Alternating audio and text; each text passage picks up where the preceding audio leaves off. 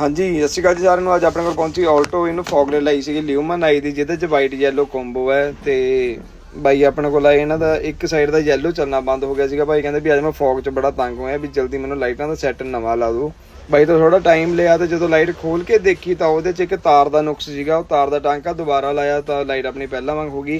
ਹੁਣ ਸੀਨ ਕੀ ਹੈ, ਠੰਡ ਕਰਕੇ ਜਿਹੜੀਆਂ ਤਾਰਾਂ ਹਾਰਡ ਹੋ ਜਾਂਦੀਆਂ, ਕਈ ਵਾਰ ਤਾਰ ਦਾ ਟਾਂਕਾ ਟੁੱਟ ਜਾਂਦਾ ਜਾਂ ਤਾਰ ਕਰੈਕ ਹੋ ਜਾਂਦੀ ਕਿਸੇ ਸਾਈਡ ਤੋਂ। ਤੇ ਆਪਣੇ ਨਾਲ ਦੇ ਜਿਹੜੇ ਜ਼ਿਆਦਾ ਤੱਤੇ ਚੱਲਦੇ ਆ ਉਹਨਾਂ ਨੂੰ ਆਹ ਚੀਜ਼ ਸ਼ੇਅਰ ਜ਼ਰੂਰ ਕਰਿਓ ਵੀ ਭਾਈ ਇੱਕ ਵਾਰੀ ਚੰਗੀ ਤਰ੍ਹਾਂ ਚੈੱਕ ਕਰਾਇਆ ਕਰੋ।